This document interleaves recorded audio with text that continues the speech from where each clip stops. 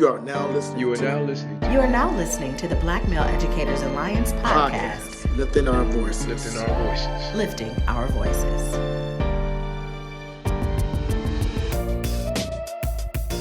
Here, man. Yep. Welcome to the BMEA Podcast, my man. Mike, good to be here finally doing this, man. For the people listening, I'm Chris Waston. And I'm Mike Payne. And we're part of the leadership team here at BMEA. You may have heard about us or know about the organization, but you definitely get to know us more in this conversation. But we just want to, first of all, welcome you to the podcast. It's been a long time coming. Absolutely. We've been talking about this for 2 years. Yeah, we've been talking this for a while, man. But, you know, good things worth waiting for, and Absolutely. We had to just, get the timing right. So in today's episode, we're going to talk about a lot, man, about the organization, how we got it started, how me and you, our paths into education, why we do this work still to this day, and just about the podcast in general. So I'm going to kind of kick off the question, but we're going to just kind of flow back and forth on this. Right. But I guess, man, Mike, why don't you just introduce the listeners to who you are, as a man, as a person, and also just how you got into education. And then I'll kind of share my story. Then we'll talk about how we got to do BMEA, and we'll kind of just go from there. Right. So I guess I can start off at school. I went to Morehouse College, graduated. Okay, HBCU represent. Yeah. And so one of those things where I started engineering because I was good at math and science. Okay. Switched my majors up because I felt like I wanted to do a small business owner, entrepreneurship. Okay. Switched to econ. And then I got into the workforce, and I was kind of bouncing from job to job. After maybe 2 years out of school, I ran into a friend of mine who told me about this program. It was an alternate teacher certification program. Really? And I had never thought about teaching as a career. I always thought about volunteering in the schools. After I was done my career, I had done some community service for Boys and Girls Club. So I've been working with kids as I've been growing up, but I never thought about teaching as a career. Yeah. But I needed something solid. So I started the program in Baltimore City. And as soon as I got started, I realized that was something I was passionate about, working with children, working in education, and more importantly, changing education.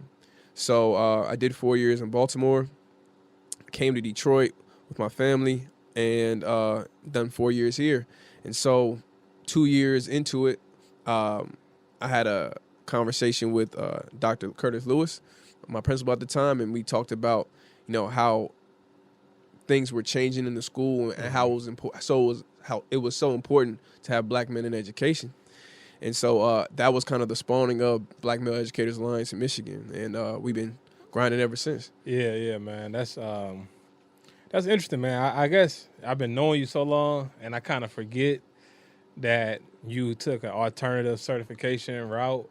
And, just knowing you as a teacher and just your passion, I kind of forget. I'm like, man, I'm thinking this dude been, signed up to do this when he was in elementary school. And that's the beauty of it too. Kind of like that ultimate certification program is the root of why I even wanted to do BMEA. Because there's probably so many black men in this world right now that are working because they want to be financially stable, or because that's just an easy avenue to get into, or they're just working to pay the bills, and they might be missing their calling in education. So I had an opportunity up by the strike of luck to really fall into education as I did, and then fall in love with it, Yeah, man, that's cool. My story is I kind of took the traditional route, but I wasn't one of those kids that grew up I want to be a teacher. I really didn't know what I wanted to do until it was toward the end of my junior year of high school. My teacher, and I actually saw her when I was teaching, but this teacher, Miss Lewis was her name. She was just talking to us about her experience in college for the first time. And I was I'm trying to think what I wanted to do, because at this time everyone was starting to really think about what they wanted to do. And I at that particular time, other than my dad, the only other guy I looked up to, truly, I felt I could pattern my life after, was one of my teachers, Mr. Cedric Small, who's still a mentor, a big brother to me to this day. So I was like, well, maybe I want to be teaching, because I've been doing, like you said, some tutoring work. I was, at Wayne State Math Corps program. I was good at math too. So in that same conversation, Miss Lewis was like, hey, you should look at this summer program at Michigan State for high school students from Detroit who want to become a teacher. Long story short, I went to that program, and I started reading like research. This is the first time I actually enjoyed reading for real. I was reading articles about things such as the achievement gap and disparities in, student achievement between urban schools and suburban schools. And from that moment, my passion was really fueled. And that's kind of what led me to go to Michigan State to major in education. And that's kind of how I ended up here. So you can see like we had these kind of different pathways to the same, I guess, land of just passions, things that we're fueled to do every day. Yeah, absolutely. I think that unlike you, I didn't have a black male educator until college. Really? So like Morehouse College probably was part of that catalyst to me even being interested in education. And like my black male teachers were, they were vital in me being more socially conscious. And I think my social consciousness played a part in me wanting to go into education. Once I've seen like how our schools were, like how our children were doing in schools and like the disparity, like you said, the achievement gap. So wanting to do something about that, I think is definitely what drove me into being in education. So let me rewind if I heard you right. You didn't have no black males until college? Absolutely. Man, that's so crazy because, I guess sometimes one of the fortunate things about being in Detroit is that, you see, I saw some men, teachers that looked like me. It wasn't a lot, it was mostly women, but I did see some. So I just can't even imagine what that's like going through your whole, kindergarten, K-12 experience without having any black men. That's crazy. Yeah, I guess I didn't really think about it. I had my father, which was important. Yeah. He was vital, obviously, as well. But I guess I didn't really think about it until I got, like you said, to Morehouse, and it made such a big difference. Mm-hmm. And speaking of like college, for example, when I was in college, I started to become aware of the lack of black male educators. And during that time, I actually had met Dr. Curtis Lewis, who, co-founder of BMEA, for those who don't know. I met him when I met him toward the end of my high school career, but I got really close to him in college. And I had another good friend of mine, brother named D'Angelo. We had started a student organization on the campus of Michigan State, trying to increase the number of black males, because we realized, like, even in those teacher prep classes, it'd be like me, him, another black guy, a couple white guys, and all, like, mostly females, Yeah. And, in the whole college of ed, it was just a handful of black males in there. And this is like the number one rated college for teachers. Yeah. So even back then, I realized, like, man, it's not a lot of us. So, once again, just kind of show how, I think as a black male in education, you kind of understand that, you in the minority here. There's not a lot of us. So I think that's also why it's important to have organizations, for what we're doing, like with BMEA, because it provides that network. You know what I'm saying? Absolutely. So in Urban Teachers, which was my alternate certification program, the only other black men were actually men of Morehouse too. So they all went to school with me, right? And as much as I feel like the program definitely prepared me to teach, one thing I noticed was that, like you said, being a minority in this situation, you always have the unfortunate part of being underrepresented, and like whether in the teaching or the ideas, the ideals or whatever. So when I left that program, what I've said was, like, I'm going to create a program that focuses on black male teachers so that they can feel supported and that they want to go into education, and to go into education the way they want to. Because I felt weird being in a space where people were telling me how to teach kids that look like me or have my same experience, but it didn't feel like, it didn't relate to how I felt in that situation, because I went to all black schools too, but they just didn't have black male teachers, right? So yeah, that definitely was a part of my reasoning too with BMEA. Yeah, and I think too, man, when you talk about what that support and training looks like, I even think about what the recruitment message needs to be. I talk to a lot of high schoolers today, black young men, black young ladies as well, and it's unfortunate how many are not interested in becoming a teacher, right? I'm like, well, you ever thought about being a teacher? Like, nah. And I think a lot of times it's shaped by, their experience with school, how they, how they feel like the system treats them and how it leaves them feeling. and also, but I also think there's a lack of awareness of like the lifestyle and just like the lifestyle we as educators live. It's not like some boring, dreadful life, but it's especially if you are passionate about it. And I think for a lot of young people, they don't have that exposure, so they're like, I'm not even interested in this. No, absolutely. I mean, most young people think we're robots who just live in the classroom anyway. So the lifestyle of a teacher isn't appealing from a young person's perspective, but most of that is because of negative stereotypes or negative teachers they've had that just their vibe they gave off just wasn't happy. Exactly. But I mean, in my experience in schools and like working with these kids, a lot of them have asked me about it. Like the first time I think for a lot of them being interested in education was when we had our relationship, even thinking about it or talking about it. So, like I said, that representation matters. Like they can see themselves in you. And if you aren't coming off like you hate your life and you hate what you're doing, like they can tell that you care about the kids, then now it becomes an option for them. You know what I mean? No, listen, dude, that's so important because I've working in school, teacher, admin, all those different levels, you have some stressful days. And I've had students come to me after maybe some kind of traumatic situation. They're like, man, you all right? Like, what? Like, how do you keep coming back? I'm like, man, this is what I do. Right. And I think that joy, they do start this like, man, like, okay, like this guy really down, but like, he really enjoys this. Maybe there is something to this. Right. And I try to also share about, just my experience as a man, like, being a husband, being a father, being an educator. I try to, especially with those students that you develop like a mentor type relationship too, I try to share those things to show like, what a full life could look like, like one route and how it looks for me. But I think just like you said, through that relationship, you do kind of open those eyes up to be like, okay, maybe this is something that I could do. Because for a lot of them, all they know is their relationship with a teacher is just sitting at a desk listening to them talk and, discipline or grading papers, and that's it. But there's much more to, I think, teachers as a whole. I can't remember where I read it, but somewhere I was reading, a guy was saying, like, it's important. People only listen to you when they look up to you, right? And they believe what you say when you look like you live what you mean. And so, like, when I'm in the schools and whatever, a lot of my relationship with kids is holistic. We talk about health. We talk about relationships. We talk about family. We talk about, history, black history specifically, and just how I feel about things outside of the content. So the kids are getting like they're learning from me all the time. Like everything can be a learning experience.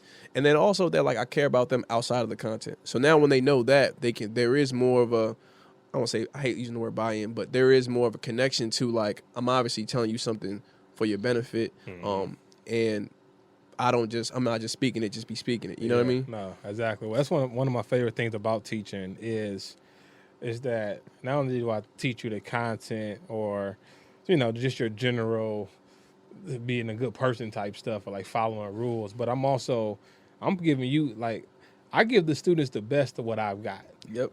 And I try to tell students that the same, like, and this is so true, and this is why, I think I've had success is because the same thing I would tell my daughter or son or my brother or my friend is the same, like, advice I'm going to give you. Like, and as I've learned things as an adult, I'm trying to get it to you earlier. Mm-hmm. So, like, organization skills, knowing about money, just having a vision for yourself, things that I didn't have as a high schooler. And I think students start to, when you're consistent with that, they do start to, I used to have that buy-in or that trust or that connection. They see that, you're not just about me passing a class, but you're really trying to develop me. And like I said, I try to be open and just things I've learned and now as a seasoned adult, I'm like, if you can learn, if I would have known this when I was your age, I would have been better off. So I try to pass it along to students even then. And that helps building relationships, man. I spent the beginning of every school year, man, harping on how important it is to build a relationship with our kids, right? Because they need to be able to trust you. They need to be able to get to know you to the point where, like, they don't have to be your friend, but they respect who you are as a person, and they know that you're well-intended. Yeah. So that on the back end, when you ask them to do something, the first thing isn't to like push back. You know what I mean? Sure. A lot of my relationships with kids in there is just like they're doing it because I'll do it for you, Mr. Payne, right? Or I know that he means well. I know that he would only have me doing this for my best interest. So that's so important. And to me, honestly, I see that a lot with our black teachers having those relationships, and I just want to increase that, right? And especially in our schools. So one, there's more of a community and family feeling in our schools. Like our kids spend all day at school, right?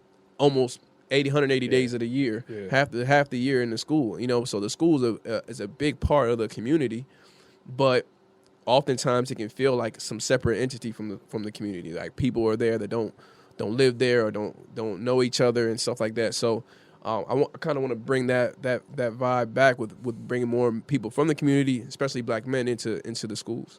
Yeah, and that's a good point, man. We can go back and forth on this, you know, almost like bar for bar, you know, just going back, you know. But let's talk a little bit about, you know, BMEA. You kind of touched on it a little bit earlier. BMEA, by the way, if you're new, is the Black Male Educators Alliance of Michigan. But talk a little bit about the origins of that and some of the goals and initiatives of the organization for those who are new. We could have started off like this, but I felt like, you know, let's get to know us, and we're going to talk about the organization because while this is the BMEA podcast, we're not necessarily going to be going over, hey, we're BMEA, here was our goals every episode, right? But we do think at least, as you know, as you get orientated to the, you know, podcast and the people on it, knowing what the organization is and, like, you know, what we stand for. So maybe start us off by talking about the origins of and some of the goals. Absolutely. BMEA as an organization is a group of educators and stakeholders in the community who are looking to increase the number of black men in education in order to better improve the environment for our kids, right? Improve the education for our kids. Our mission is to recruit, retain, and develop black male educators so that they're effective educators in the classroom for our kids. At the end of 2017, me and Dr. Lewis, with the help of Stacey Williams and Joe and yourself and a whole bunch of guys, came together, started BMEA.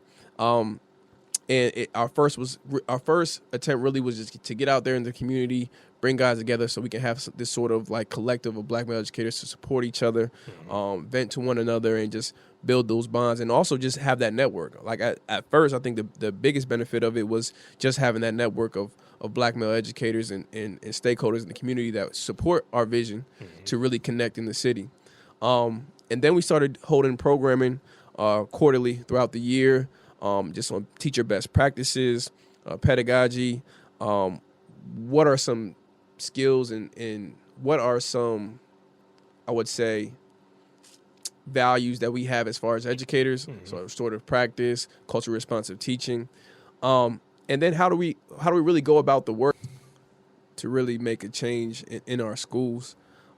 We started with in May a Black Male Mental Health events to have our black male educators focus on self-care, focus on addressing trauma, because you got to think about it double fold, the black male trauma, being black and being a man in America, and then also just the trauma of being a teacher. You know, your first years are rough. You're in schools that aren't conducive to your mental health. So, and then we had our first summit in September, our Black Male Summit, drew over 500 people with some heavy hitter talkers. We had Michael Eric Dyson, we had Eric Thomas, and a few other like big names in education to come through. And then we had people from all over come and hear more about our organization. So much to the point where we were able to start another group in Illinois, BMEA of Illinois. So once we got our name out there a little bit in the first year, we were able to get some funding for a fellowship, which was really the beginning of how do we really develop our teachers, right? Not just recruiting black men in education, but also helping them become effective, right? Yeah. And recently we were funded again to really dive deeper into the work.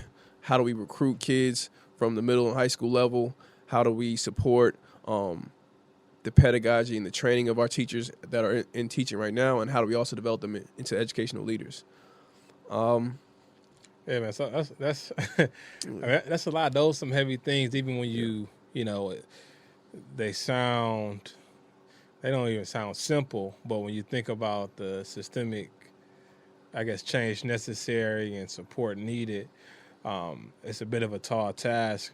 So, like, for you, what do you think is, I guess, like one of the first steps, or like, and what drives you the most as far as, just kind of doing this work, and like, what do you feel like is really necessary to make a systemic change? Because last I heard, the black males make up 2% of the teaching force here in America. Absolutely. The hard part about the work is that it is more than just focusing on one thing at a time. I think you do have to focus on how do we keep the brothers that are teaching in the classroom and also make them effective.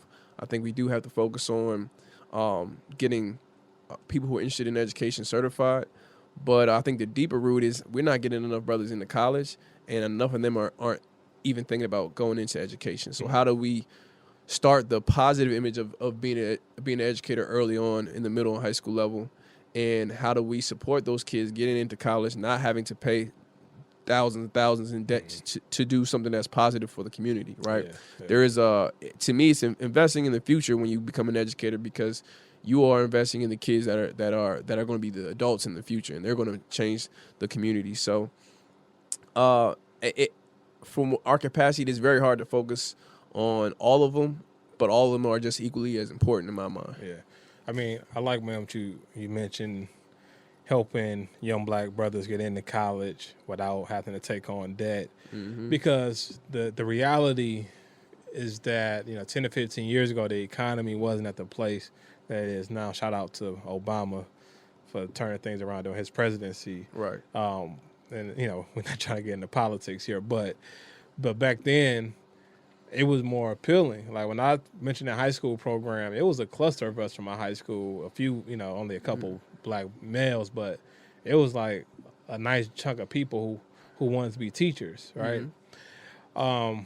When I'm in schools now, I don't know, I'd be happy to find 5 people.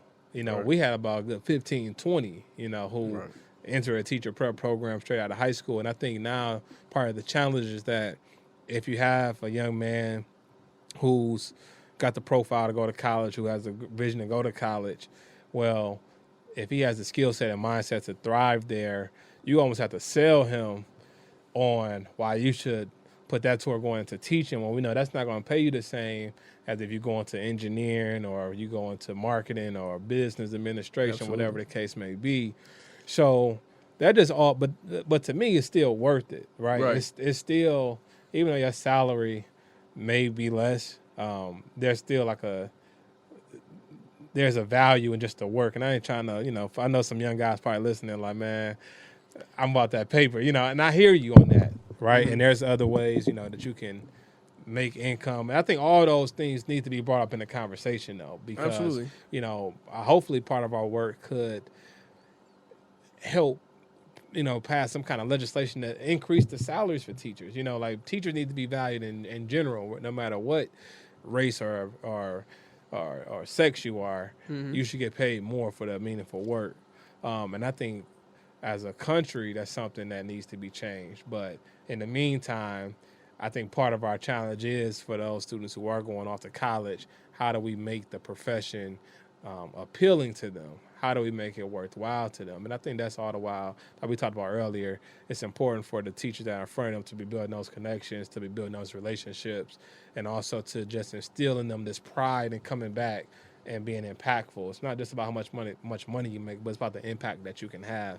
And I think that message is not, in today's, Instagram society, mm-hmm, it's not always brought up to the forefront for the young people, like, to think about the impact and the legacy you're leaving. No, man, and it goes back to my original point too. We're not in the schools anyway for kids to even think that as an option. Mm-hmm. So, not saying that we're absent, because although we're a small number, education is actually one of the largest workplaces for African Americans in this country anyway. So if we're in the industry, it's in education. But like I said, it's just not enough of us working or college educated in general. So we have to work on that. I think that's a part of the reach back into middle school and high school. Is like, our kids got to do well in school in order for them to even think that they could go back and teach school. Does that make sense? Absolutely. So, which means school has to be more conducive to their learning. It has to be more culturally responsive to who they are as people. They have to feel welcome there to even think about wanting to go back. And so we got to start there, I believe.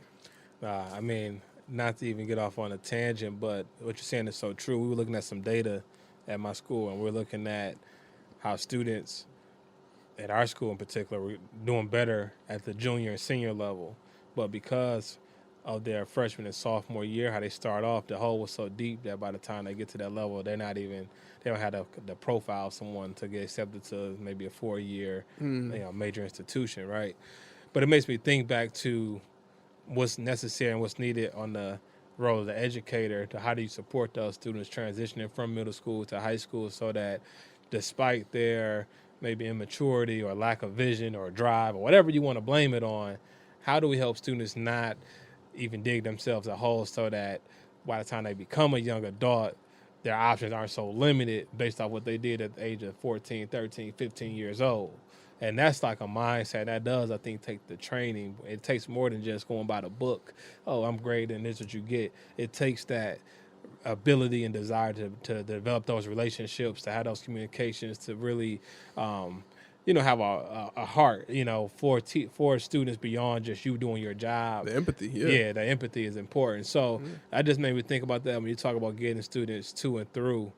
Getting them to it is important. And, it's things we got to do to help get them through as well. Absolutely. Yeah. And the biggest thing is like the whole thought behind getting more black men in education is, like I said before, getting this reinvestment back into the community, like making schools feel more like a family and a collective. And then once people are more, as adults, once we are more invested and in tune with what's going on in education, I think we'll be more adamant about making the change, right? Absolutely. And then more we have more black men and black women in education, and we start to see some of the biases and sort of the things that are affecting our students, we can also be a part of that change as well. Yeah. That's good, man. So let's tell you with that for a minute because, we're going to talk a lot about the work of BMEA, but I want to just kind of step back and talk specifically about the podcast and what you, the listener, should expect from the podcast. So as we, I don't even know if we told you probably see it obviously on your phone or wherever you're listening. This is Lifting Our Voices, the BMEA Podcast officially. And obviously you can, download and subscribe to us. We're in the podcast app, Spotify, all of the major podcast networks. We're there. We have the videos being recorded right now. Shout out to the videographer, my younger brother Dave, holding it down. And we want to bring you this content. We want to have it on our Facebook, our Instagram, because we know how people consume content. Some people are going to sit through and they'll watch the whole 45-minute hour conversation. They'll listen to it on their drive while they're working out, but other people are going to, want to get the spliced up clip on Instagram they can share. So you're definitely going to give you the content and like the ways that we consume it today. So that's definitely something you can look forward to. And we're going to kind of bounce to talk about different aspects of the show. One thing I want to highlight is that we actually want to highlight educators here locally in the Detroit and Michigan area, but also just around the country doing amazing work. Absolutely. So, I want to give my first call to action to you, the listener. If you know someone doing some impactful work, we just want to shout them out, tell a little bit about the work they're doing. You can actually email us at podcast@BMEAofmichigan.org. Once again, that's podcast@BMEAofmichigan.org. Just send us their information. Like, give us a little paragraph about what they're doing, why you think they should be shouted out, because there's some amazing educators doing some amazing work. And one thing we want to use this platform is to uplift and highlight some of the great work that's going on. Mike, what else can they expect here on the show? We're going to have some special guests, some educators come in, talk about their experience, talk about some of the hot-button topics in education and in current events, how all of that affects our schools and our community. And just, more, I guess, getting the community more in tune with what's going on in education and what we plan to do about it and what's going on with BMEA as an organization. Absolutely. And the last thing I kind of say is one of the things, and I'm excited for everyone to listen to the show, but especially for like your high schoolers, your college age students, those people still trying to decide on a career, because it was when I started to hear and be a part of these type of conversations that I really started to, I guess, kind of grow as a man and really find my place because I had a vision, an idea of what I wanted to do. But, when you're young, another thing you're talking about is like music all day, you know what I'm saying, or basketball, the typical stuff teenagers talk about. I wasn't a part of that elevated type of conversation. Right. So when I was young, I had a limited view of like the impact I could have, going back to that word impact. And so I think like for the younger people and even for like older people, just to kind of re-inspire, to kind of hear these conversations, the fact that you got brothers and sisters who not just show up to work every day, but also in their free time want to come and just talk more about this work. I think people are going to find that inspiring, and I think hopefully, it will inspire you to go harder in whatever you do to make this world better, whether you join in the education force to be a part of, the teaching force like we are, or whether or not you just want to, support the work from a distance while sharing our stuff or becoming more active in your community. I think just the conversation is inspiring and it's high level, and I think it's just, I don't know, for me that does something when I see people being highly engaged in their work. Absolutely. And being very intentional about becoming better at it, and not just being okay with the status quo, but actually trying to work to make a difference. That's inspiring to me. Yeah, I'm glad you brought up the students, too, because I think one thing to be different about our podcast is we'll be able to share some of their voices as well. Absolutely. I think in order for us to reach back and try to build this relationship with students into becoming educators, we got to hear their experience with school and their opinions, and maybe they might have some ideas that we as adults don't have because we don't see it from that lens. Absolutely. So it's going to be great to hear from kids in our schools, in our communities, talk about their experience and talk more about, how we can move this agenda forward. Absolutely. Absolutely.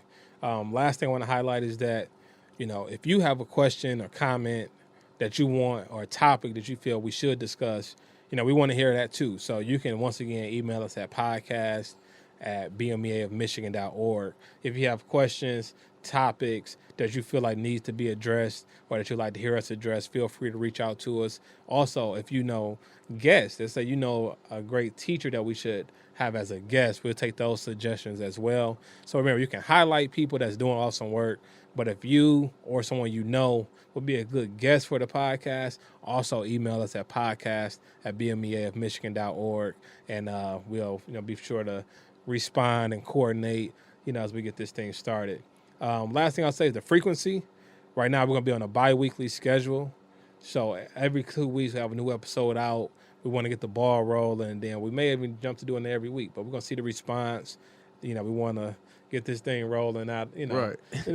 We don't want to overpromise and under-deliver. We want to under-deliver, overpromise, as always. Yeah, and fresh content, for sure, to keep people engaged. Absolutely. Yeah. So, Mike, as we get ready to kind of wrap up, maybe give us a little bit of a preview of some of the things that, as an organization, we have coming up on the horizon. What's looking forward, what's coming up in 2020. We're still early in the year, but what's some things that, people should be on the lookout for from the organization? So, we did a lot of great things in these past couple of years. So right now we're looking to revamp some of those things, the quarterly events. You'll be seeing one soon in the spring. We're also bringing back the fellowship for any black male educators interested in joining our fellowship again. Now, can you talk more about you mentioned it before, but let us know, what is the fellowship? People like fellowship, that's kind of a vague term. So, it's a 6-month program for black male teachers looking to gain tools to change issues in their community and in their schools. So we do a little bit professional development around problem solving. We do a little professional development about pedagogy. Gotcha. It's all centered around culturally responsive teaching and how do we as educators positively impact the school community around us. And so we got a lot of good things coming from we had gentlemen from Grosse Pointe. We've had guys from Detroit Public Schools, from charter schools in the area, from Inkster, and all of them coming with their different situations and scenarios and issues coming together to kind of form this think tank, but also learn vital information in order for them to become better and effective educators, right? Excellent. And then also receive some support in whatever it is they're trying to do in their school system, so that the fellowship has just been an opportunity for us to kind of start this teacher development into being leaders in the community in their schools and also more effective educators. Excellent, man. I love one thing, now I'm obviously a part of BMEA, but one thing I love is that there's a lot of intentionality behind this programming. It's not just something we just whip up. You know, it's a lot of coordination and even collaborating with different organizations and a lot of talks at different levels going on behind the scenes to make these things happen. Absolutely. So, you know, we definitely, if you're listening, if you're a black male, you know, we want you to take advantage of this. You know, one of the things, I don't want people to take it for granted that we have this platform and we're just getting started. But at the same time, when you see, you know, resources being pulled together for the sake of black male educators and ultimately for the sake of our children, like, we have to take advantage of that as a people. So I'm talking to everyone listening, like, you know, be active and support the work, you know, by BMEA. We have other organizations, you know, In Demand. You know, we In Demand is one, but, like, we want to support this work just because, like, we got the attention of some people, and we want to keep this momentum going because ultimately it's about the kids. So definitely, you know, be a part of the fellowship. You know, we'll have more information out on how to get, you know, signed up and registered, but be on the lookout for that and also our next events. Absolutely. Yeah. And last but not least, Mike, where can they find BMEA on social in case you're not already plugged in with us? Run down maybe our social networks for the people real quick, just so we can get connected. So we're at BMEA of Michigan on Instagram and Twitter, as well as Facebook. Yep. So definitely connect with if you're not following us. And also, if you haven't already, go to our website, bmeamichigan.org, and join the mailing list. You know, we have about 600 people showing just on the mailing list. So we want to get that number up. We have some, like I said, some cool programming and events coming up. And you want to be plugged into one or all of these channels because that's how we get information out the quickest. Right. So definitely make sure you plugged in so you can be in the loop because 2020 is going to be a big year. It's going to be an impactful year, but we want you to be a part of it. So, Mike, any last words before we kind of sign off on this first episode? Well, I just want to say thanks for listening. I want to shout out all the brothers across the nation doing this work. Shout out BMEC, the convening in Philly, NYC Men Teach, my guy Jay. Shout out BMEA of Illinois, man. Those guys are rolling out there in Chicago, so we're looking to collab with them in this year as well with the summit in Chicago. So look for that. Shout out to all our kids out there in Detroit in our schools, man. So that's it. Absolutely. Well, it's Chris Waston and Mike Payne. We're signing off the first episode, Lifting Our Voices, the BMEA Podcast. We'll be back in a couple weeks with a new episode. Until then, keep doing the work, keep making a difference, and stay connected with BMEA Michigan. We out. Peace.